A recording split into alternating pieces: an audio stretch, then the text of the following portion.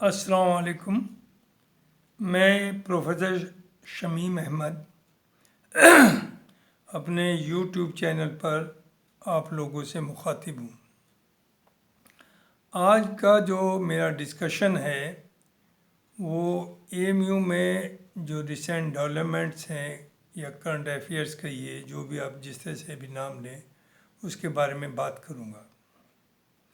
देखिए, इस वक्त जो हालात हैं एएमयू के लॉ एंड ऑर्डर के और दूसरे, वो बद से बदतर हो गए हैं। कुछ लोगों का कहना यह होता है कि अंदर की बातें हैं, बाहर ना ले जाइए, बदनामगी होगी।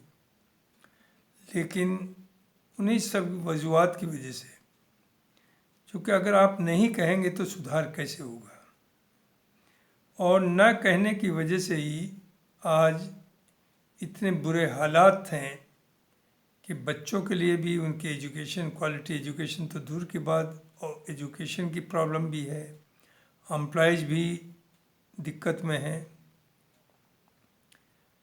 और सबसे बड़ी चीज़ जो मालूमात आ रही हैं, जो पोस्टों के थ्रू, पोस्ट जितने हैं उनके थ्रू, टीचर्स के डिपार्टमेंट से, कि ड्रग का मामला कैंपस के अंदर बहुत भयानक रूप ले चुका है।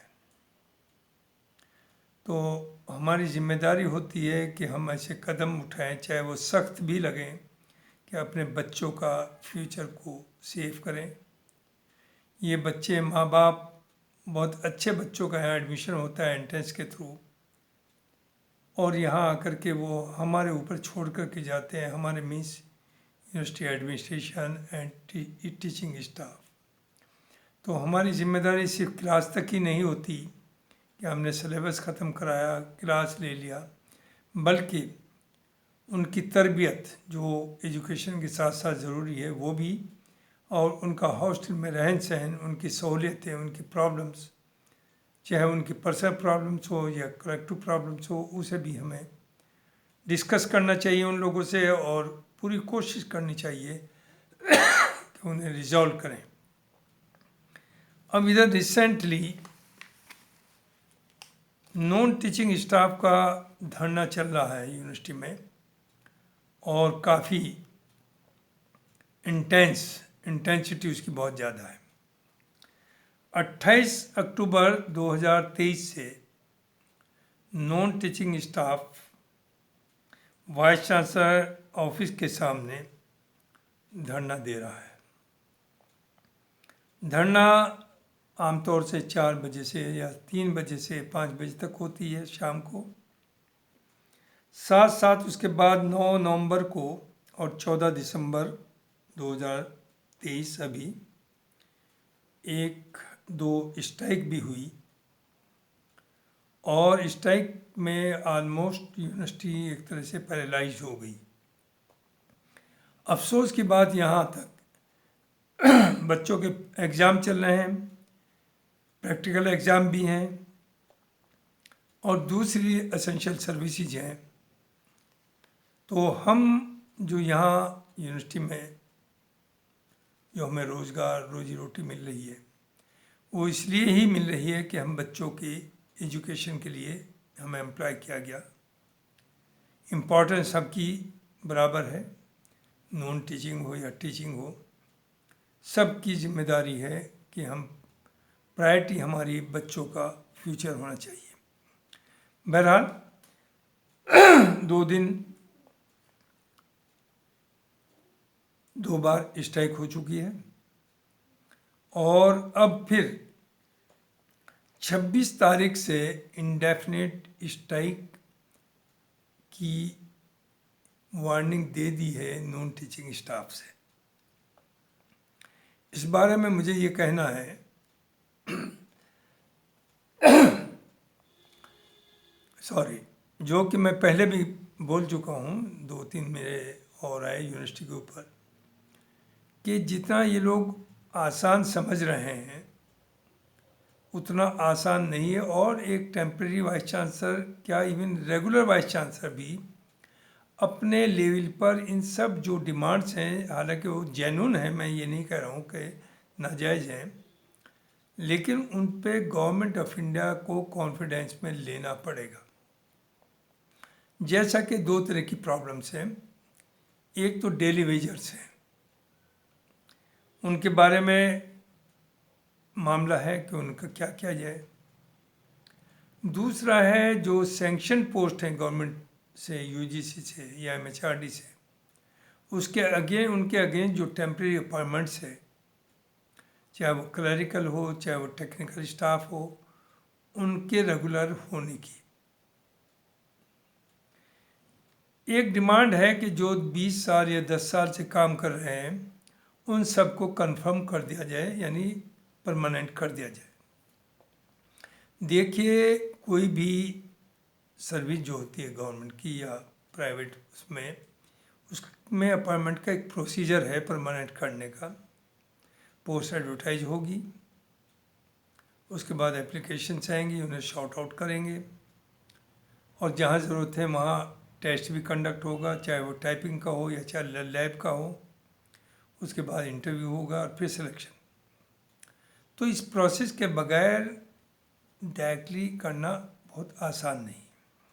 हाँ, अगर गवर्नमेंट से बात करी जाए सिंसियरली और वो वन टाइम आपको एक इस तरह का परमिशन दे दें कुछ कंडीशंस के साथ, तो शायद यूनिवर्सिटी कर सके। लेकिन जिस तरह से जो डिमांड्स है, हुआ क्या है असल में, ये भी तो जाइए उसकी गहराई में। ये मसला अभी 2 या 4 साल का नहीं है, ये मसला 30-40 साल से चल रहा है कि हम लोग अपॉइंटमेंट करते हुए ना तो सिर्फ फेवरेटिज्म की बात होती है कि ये मेरा कैंडिडेट है, ये मेरा कैंडिडेट है, मैं पोजीशन पे हूँ, बगैर उनकी क्वालिफ़िकेशन देखे, बगैर उनकी दूसरी चीज़ें देखे, फिजिकल फिटनेस, हम अपॉइंटमेंट कर देते हैं। और बीच बीच में जनरल सिलेक्शन कमेटीज होनी चाहिए थी, उन्हें रेगुलराइज करना चाहिए था। वो हमने इसलिए नहीं किया कि some of them were not qualified for the positions they are working. देखिए क्या हुआ, जो मैं पहले भी बोला हूँ कि मान लिया मैं प्रोस्ट बना, कोई साहब मेरे घर पे काम करते थे, मेरी गाड़ी साफ करते थे, मेरे बर्तन धोते थे, मेरे किचन में काम करते थे, उनकी बीवी काम करती थी। तो जैसे मैं एक एडमिनिस्ट्रेटिव पोजीशन पर आया, मैंने 2-4-10 अपॉइंटमेंट उनके कर दिए। इवन एज का केयर नहीं की, उसकी उम्र उस वक्त 45 साल है और उसमें हमने 25 साल 20 साल कम करके रिकॉर्ड्स में एंट्री कर दी, फेक सर्टिफिकेट ले लिए, उन्हें अपॉइंट कर दिया। तो मैं कहता हूँ इसमें उन लोगों की भी, उन्हें भी आइडेंटिफाई किया जाना चाहिए जिन्होंने इस तरह से अपॉइंटमेंट्स किए हैं। चूँकि इन बेचारों का 20-20 साल हो गए, 15-15 साल हो गए, नो डाउट अगर आप उन्हें अब हटाते हैं तो उनकी बीवी बच्चों का क्या होगा, कहाँ जाएंगे। तो जहाँ तक उनकी, ये तो वैसे कुछ को उन्हें भी मालूम है कि दे वर नॉट क्वालिफाइड, उनके अपॉइंटमेंट्स गलत हुए, लेकिन उन्हीं की वही क्यों सफ़र करें, वो भी तो इन्वॉल्व हैं जिन्होंने उन्हें अपॉइंटमेंट किया। अब आगे आइए, इस वक्त एक अफवाह बार बार होती है कि साहब फाइनेंस ऑफिसर साहब इसमें टांग अड़ा रहे हैं या रजिस्ट्रार साहब नहीं होने दे रहे हैं। देखिए, रजिस्ट्रार जो है वो आईपीएस है, जो कम्युनिटी की एक शान है, वो मामूली आदमी नहीं है, और वो आपकी रोजी रोटी के ऊपर भी नहीं है। उसका एहसान है कि वो एक गवर्नमेंट उससे डेपुटेशन पे एएमयू को सर्व करने के लिए आया। कितने लोग आप पैदा कर पा रहे हैं आईपीएस या आईएएस यूनिवर्सिटी में? वेरी फ्यू, या इंडिया में। तो we should be proud of him. हाँ, ये ज़रूर है, कुछ रजिस्ट्रार साहब, वाइस चांसलर ने जिस तरह से कहा वो मजबूर हो गए, वो करते रहे, और वही सब वजूहत हैं जो आज अब भुगत रहे हैं। जहाँ तक प्रेजेंट रजिस्ट्रार का मामला है, मैं भी कुछ जगहों पर उनसे मेरा इंटरेक्शन हुआ है कि इज़ डेडली ऑनेस्ट और रूल्स और रेगुलेशन के मुताबिक वो काम करते हैं। तो अगर आप ये उम्मीद करें कि कोई उन्हें इंस्ट्रक्शंस दे, वाइस चांसलर या कोई एग्जीक्यूटिव काउंसिलर, वो गलत काम उनसे करा लें, वो नहीं करेंगे, वॉट एवर में बी द कंसिक्वेंसेस। कल एक एग्जीक्यूटिव काउंसिल की मीटिंग हुई 23 दिसंबर, और उसमें ये टेम्परेरी स्टाफ का और डेली वेजर्स का मामला था। टेम्परेरी स्टाफ का, टेम्परेरी में जो सैंक्शन पोस्ट के अगेंस्ट काम कर रहे हैं, उनके बहुत से मसाइल हैं, इंक्रीमेंट्स का मामला है और दूसरी बहुत सी जो फैसिलिटी अलाउंसेस वगैरह हैं, उन सब का मामला है। नो डाउट इतने दिन होना चाहिए, लेकिन अगेन अगर वो ये सोचें कि यूनिवर्सिटी अपने लेवल पर इसे कर सकती है, वो आसान नहीं है। मैंने पहले भी कहा था और अब भी कह रहा हूँ, होना ये चाहिए कि अब हमारे ओल्ड बॉयज एसोसिएशन के जो बड़े सीनियर लोग हैं, बहुत एक्टिव हैं, अमूटा के लोग हैं और बाकी टीचिंग स्टाफ के हैं, नॉन टीचिंग के हैं, यूनिवर्सिटी एडमिनिस्ट्रेशन के, वो सब बैठे मीटिंग करें और कोशिश करें कि जितना कुछ वो अपने लेवल पर अगर कर सकते हैं तो उसे करें और बाकी गवर्नमेंट से नेगोशिएट करें। और मैं आपसे ये बता दूं कि नया वाइस चांसलर, जैसे जो इत्तला है कि कल तकरीबन 1632 लोगों का जो डेली वेजर हैं 3 महीने के लिए, यानी जनवरी से मार्च तक के लिए उन सर्विसेज एक्सटेंड कर दी गई हैं। मैं ये समझता हूँ ये 3 महीना इसलिए किया कि इस वाइस चांसलर ने भी ये समझा कि भाई क्यों एक कन्फ्रंटेशन जहाँ तक हो सके अवॉइड हो, और तब तक नया वाइस चांसलर आ जाएगा and let then non teaching staff association, जो लोग प्रोटेस्टर्स हैं, वो उनके साथ भी बैठें और उन्हें थोड़ा सा टाइम दें, वो दिल्ली में बात करें और कोई तरीका निकालें। लेकिन जो अंदाज़ा हो रहा है कि कन्फ्रंटेशन की बात, धमकी की बात, कि इंडिपेंडेंट स्ट्राइक, इंडेफिनिट स्ट्राइक करेंगे। देखिए आपकी एक एक बात, अब जो ज़माना वो बदला हुआ है, वो होम मिनिस्ट्री में भी जा रही है, वो यूजीसी में भी जा रही है।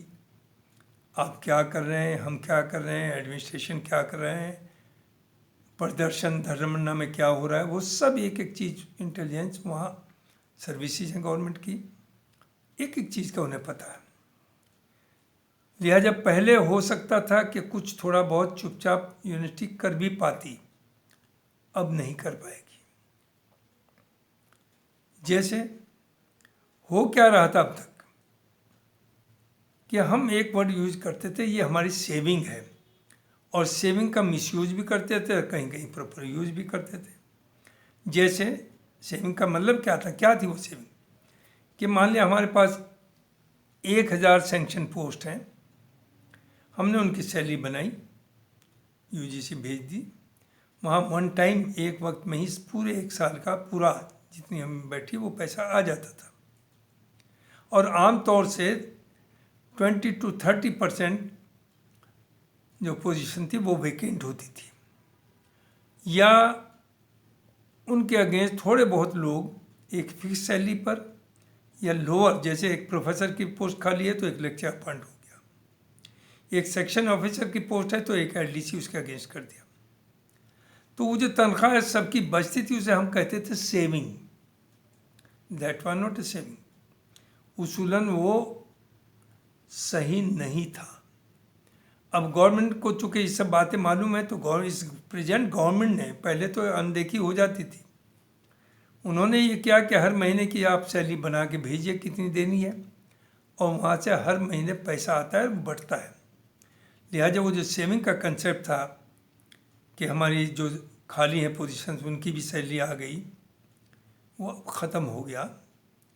और उसी सेविंग से ये ऑलमोस्ट समझिए जो डेली वेजर्स हैं उनकी तनख्वाहें ज़्यादातर उसी से निकलती थी। कुछ अपनी इनकम भी है, बस इसको स्टैंड्स हैं, साइकिल स्टैंड है, कार स्टैंड्स हैं, मोटरसाइकिल स्टैंड्स हैं, दुकानें हैं, कुछ है, उनसे आता है पैसा, ठेले वाले हैं, उससे कुछ की सैलरी देते हैं। या मेडिकल कॉलेज में कुछ टेस्ट हुए, डिपार्टमेंट ने अपना पैसा इकट्ठा किया, कुछ लोग उससे एम्प्लॉय किए। लेकिन अगर वो ये उम्मीद करें वो जो सेविंग इस तरह के पैसे से जो सैलरी दी जाए कि गवर्नमेंट नहीं उसे दे रही, ना गवर्नमेंट क्या उसका कोई हिसाब है और ना गवर्नमेंट देगी, तो 1632 को क्या है, वी होप कि नया वाइस चांसलर आएगा, उससे लोग बात करें और सिर्फ एम्प्लॉयज़ वही ना करें जो अफेक्टेड है, बल्कि जो रेगुलर जो यहाँ एडमिनिस्ट्रेशन में लोग हैं, जो टीचिंग स्टाफ में हैं, जो अमुटा के लोग हैं, जैसे मैंने कहा ओल्ड वाइज लोग हैं, सब उसमें आएँ और बात करें, कोई इसका समाधान निकालें। और देखिए एक बात और, ये कोई मैं आपको डरा नहीं रहा हूँ कि धमकी इस गवर्नमेंट में नहीं चलेगी। जो यहाँ हम बैठ करके एक एडमिनिस्ट्रेशन ब्लॉक के सामने समझते हैं कि हम गवर्नमेंट को हिला देंगे, वो ज़माना गया। किसान एक साल से ज़्यादा गर्मी, सर्दी, बरसात, पानी में सड़कों पे बैठे रहे, 750 किसान मर गए, क्या गवर्नमेंट ने गिव इन किया? एमएसपी पे कुछ नहीं किया जिस पे वायदा किया था। हाँ, 3 कानून वापस लिए, वो भी कभी भी आ सकते हैं मॉडिफाई। पहलवानों का मामला हुआ, क्या हुआ? उन्हें नाम भी दिए, वीडियो भी दिखाए, चार्ज लगाए। क्या जो प्रेसिडेंट था उसे हटाया, उसका टर्म ख़त्म हुआ, दूसरा इलेक्शन हुआ, उसका ख़ास करीबी आदमी आ गया, और आप सबको पता है टीवी के ऊपर आ रहा कि पहलवानों ने, ख़ास तौर से जो लड़की थी जो दुनिया भर के गोल्ड मेडल क्या क्या लाई थी, शी लेफ्ट द जॉब, उन्होंने कहा मैं नहीं करूँगी सब। मणिपुर है, मई से अब तक मोर देन 6 मंथ्स जल रहा है, आग लगी हुई है, लेकिन गवर्नमेंट दबाव में काम नहीं करेगी और न करेगी, ये भी याद रखिए। अभी पार्लियामेंट के अंदर जो पूरे हिंदुस्तान की जान है, 146 एमपीज को सस्पेंड कर दिया गया, बाहर का रास्ता दिखा दिया गया। आप प्रोटेस्ट भी कर रहे हैं, सब कुछ कर रहे हैं, क्या उन्हें वापस ले लिया? तो डराने की बात नहीं है, ये दिस इज द ट्रुथ। तो अगर आपको ये गलत फहमी है कि आप इस तरह का दबाव बना करके या थ्रेट करके या इंडेफिनिट स्ट्राइक करके कुछ करा लेंगे, तो ये बहुत बड़ी गलतफहमी है। कुछ लोग इसमें लगे हुए हैं कि वो अपनी लीडरशिप को चमकाना है, आगे कोर्ट में का इलेक्शन लड़ना है, अपनी एसोसिएशन का इलेक्शन लड़ना है, तो उसके लिए इस मुद्दे को इतना मत बढ़ाइए। और ये भी ना सोचें जो रेगुलेटरी स्टाफ है कि उनका कुछ नहीं बिगड़ेगा। अरे इन बेचारों को तो जो टेम्परेरी बिगड़ा हुआ है ही है ऑलरेडी, उसे तो सुधारने की कोशिश करनी है। लेकिन आप भी बहुत सेफ नहीं है, ये ना समझे कि आपको फ्री हैंड है, आप जो चाहे कर लीजिए। वाइस चांसलर टेम्परेरी है, वो उनकी अच्छाई है कि कोई सख्त कदम नहीं उठा रहे हैं, ये कोई धमकी नहीं, but this is the truth, पहले हो चुका। अगर आप इतने ही बहादुर थे तो इतना इन्फ्लुएंशियल वाइस चांसलर था जो बहुत कुछ करा सकता था पिछला वाइस चांसलर, आपने 6 साल में ये कोई मसला नहीं उठाया, आपने कोई स्ट्राइक नहीं की, आपने कुछ नहीं किया। अब आप ये समझ रहे हैं कि ये एडहॉक हैं, टेम्परेरी हैं, ये दबाव में आके कर देंगे, बिल्कुल कर देते अगर इनके बस का होता, लेकिन ये कर ही नहीं सकते। इवन आने वाला रेगुलर वाइस चांसलर भी अपने से नहीं कर सकता एएमयू के लेवल पर। वो होगा तो गवर्नमेंट को कॉन्फिडेंस में लेके जितना कंसेशन मिल सकेगा वहाँ से मिलेगा। तो मेरा अपना जो पहले भी राय थी कि राय है कि आप लोगों का टाइम बर्बाद ना करें, उन्हें मिसलीड ना करें। आप विड्रॉ मत करिए अपना एजिटेशन, आप इसे सस्पेंड करिए and let the new vice chancellor comes.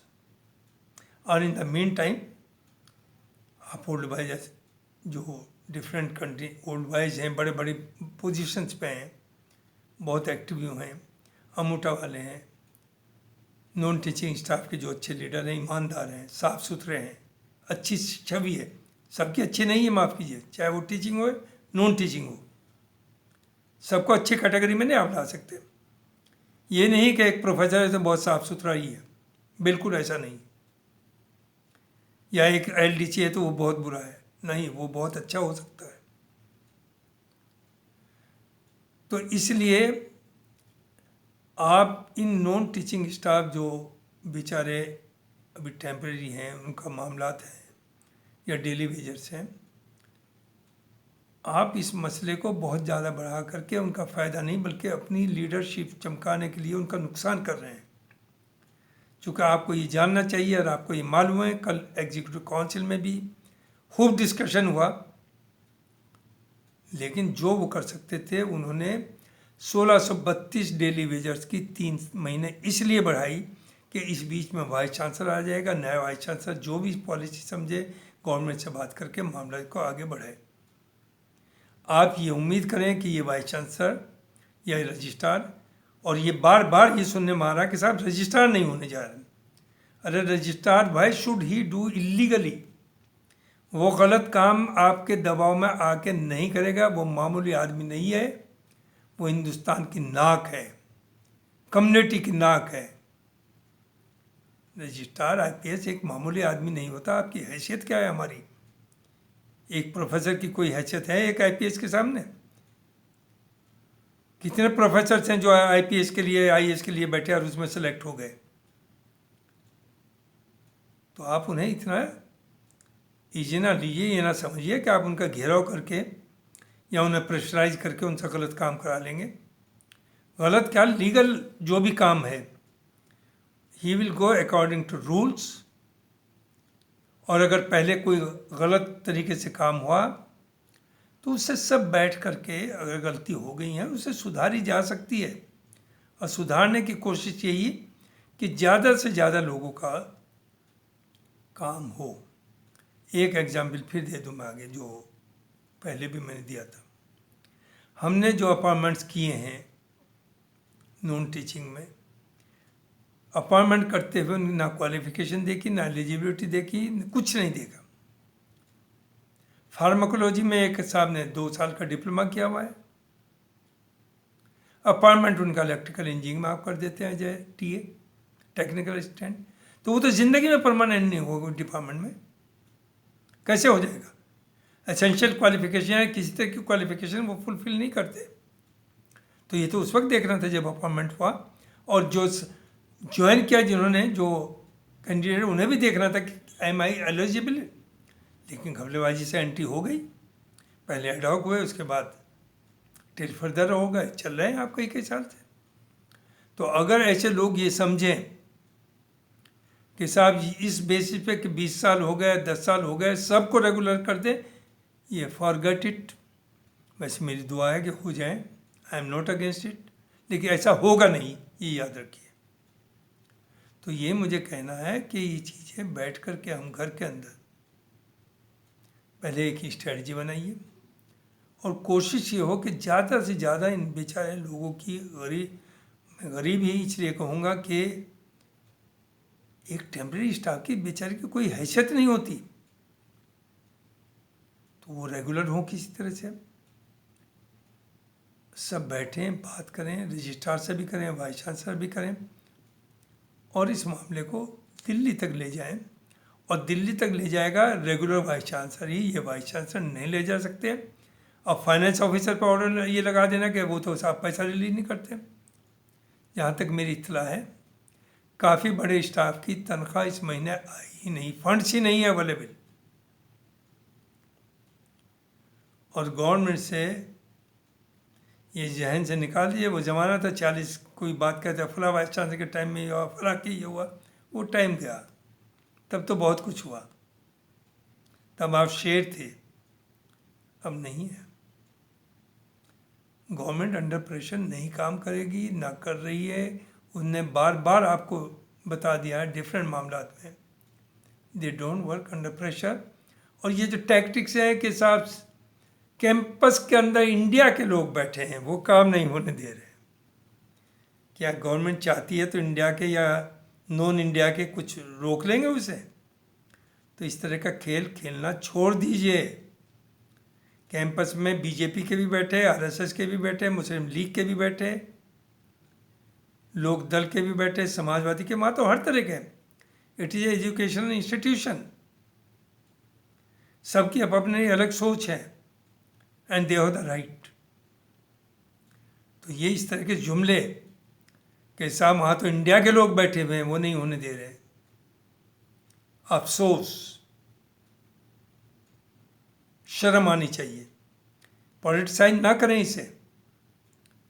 आपको सबकी हमदर्दी की ज़रूरत है, सबसे मोहब्बत की ज़रूरत है, और उम्मीद है सब लोग मिल करके इस मामले को रिजॉल्व कराएंगे, मदद करेंगे, और आगे से ख्याल रखेंगे कि गलत अपॉइंटमेंट ना हो।